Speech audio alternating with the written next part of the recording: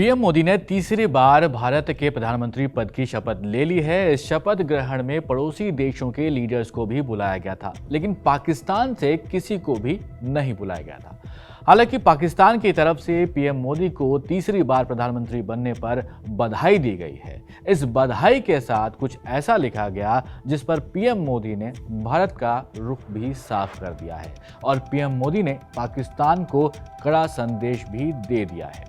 मोदी सरकार ने 2014 के बाद से ही नेबरहुड फर्स्ट पॉलिसी को अपनाया हुआ है। 2024 में जब पीएम मोदी तीसरी बार शपथ ले रहे थे तो बांग्लादेश, श्रीलंका, भूटान, नेपाल, मॉरिशस, सीशेल्स और मालदीव्स तक के राष्ट्र अध्यक्षों को बुलावा भेजा गया था। आपको याद होगा, मोहम्मद मोइजू ने इंडिया आउट पॉलिसी के साथ अपने देश में चुनाव जीता था, लेकिन उसके बावजूद उनको भी बुलाया गया। खैर, पाकिस्तान को भारत ने नहीं बुलाया था। इस वीडियो में भारत और पाकिस्तान के रिश्तों को समझने की कोशिश करते हैं।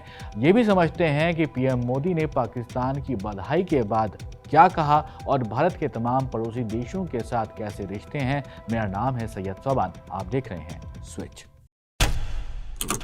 लोकसभा चुनाव में एनडीए की सरकार एक बार फिर बन गई है। बीजेपी 240 सीटों के साथ चुनाव में सबसे बड़ी पार्टी रही और नरेंद्र मोदी ने देश के प्रधानमंत्री के रूप में तीसरी बार शपथ ले ली है। नरेंद्र मोदी और उनकी पार्टी की जीत के बाद लगभग 50 से ज्यादा देशों ने बधाई दी थी, जिसमें एक पाकिस्तान भी था। शहबाज शरीफ ने पीएम मोदी के शपथ लेने के दूसरे दिन यानी 10 तारीख को बधाई दी। सिंपल से शब्दों में शहबाज शरीफ ने सोशल मीडिया प्लेटफॉर्म एक्स पर लिखा, Felicitations to Narendra Modi on taking oath as the Prime Minister of India। यानी भारत के प्रधानमंत्री के रूप में शपथ लेने पर नरेंद्र मोदी को बधाई। शहबाज शरीफ के बड़े भाई हैं नवाज शरीफ और उन्होंने पीएम मोदी के लिए लिखा, तीसरी बार प्रधानमंत्री बनने पर मोदी जी को मेरी हार्दिक बधाई। हाल के चुनाव में आपकी पार्टी की सफलता आपके नेतृत्व में लोगों के विश्वास को दर्शाती है। उन्होंने भारत से दोस्ती का हाथ बढ़ाते हुए आगे लिखा कि आइए हम नफरत की जगह उम्मीद को लाएं और दक्षिण एशिया के 2 अरब लोगों की नियति को आकार देने के अवसर का लाभ उठाएं। इसके जवाब में पीएम मोदी ने नवाज शरीफ का शुक्रिया करते हुए भारत का रुख भी समझा दिया। पीएम मोदी ने जवाब में लिखा, आपके संदेश की सराहना करता हूं और नवाज शरीफ को टैग किया।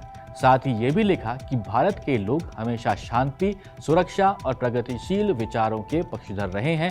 हमारे लोगों की भलाई और सुरक्षा को आगे बढ़ाना हमेशा हमारी प्राथमिकता रहेगी।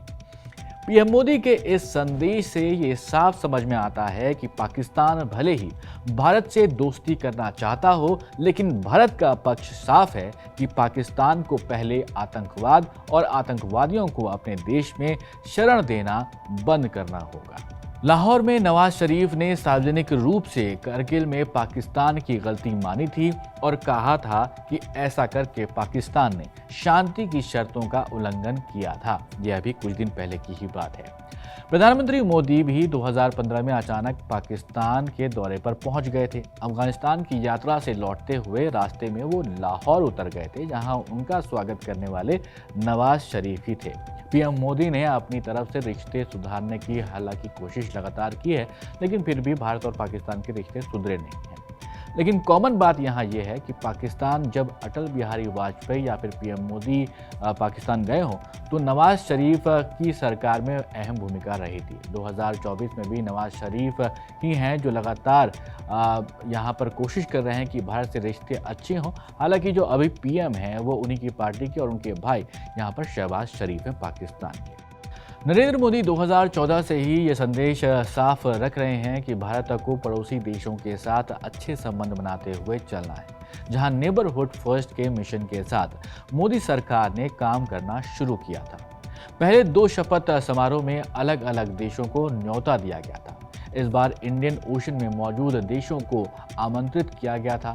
सबसे पहले आपको उन लोगों के बारे में बता देते हैं कि वो कौन से पड़ोसी देशों के हेड्स हैं या लीडर्स हैं जिनको यहाँ पर बुलाया गया था, यानी कि 2024 में तीसरे जो शपथ समारोह था पीएम मोदी का, उसमें।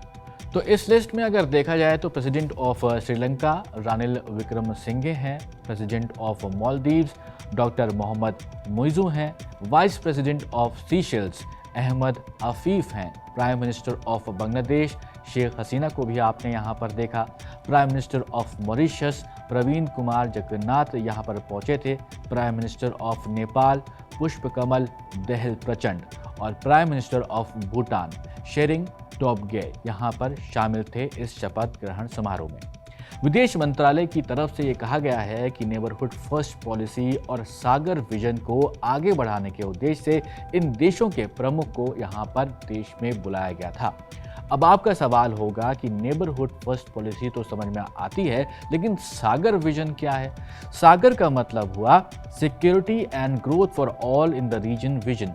पीएम मोदी के पहले कार्यकाल में सागर विजन की झलक भी देखने को मिली थी। साल था 2015। पीएम मोदी ने सेशल्स, मॉरिशस और श्रीलंका का दौरा किया था, जहां पर भारत ने पड़ोसी देशों के मैरीटाइम सुरक्षा क्षमताओं को स्ट्रेंथन करते हुए अपने इकोनॉमिक और सिक्योरिटी रिलेशंस को और मजबूत करने पर लगातार जोर दिया था।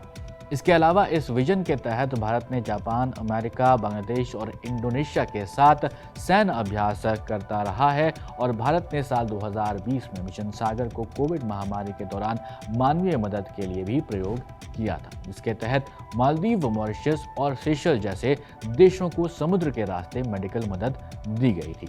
इसी विजन के तहत ब्लू इकोनॉमी से होने वाले फायदों पर भी सरकार लगातार नज़र बनाए हुए है, जिसमें कि जॉब क्रिएशन, ऊर्जा सेक्टर में अपने पैरों पर खड़े होने के साथ साथ पड़ोसियों के साथ कनेक्टिविटी भी यहाँ पर शामिल है।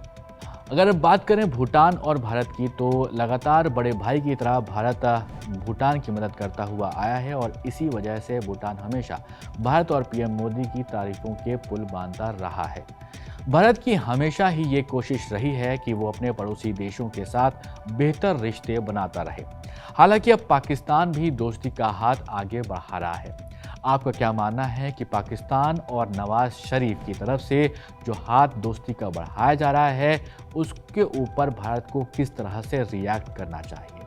ज़रूर कमेंट बॉक्स में हमें बताइएगा और ऐसे ही वीडियोस के लिए आप देखते रहिए स्विच।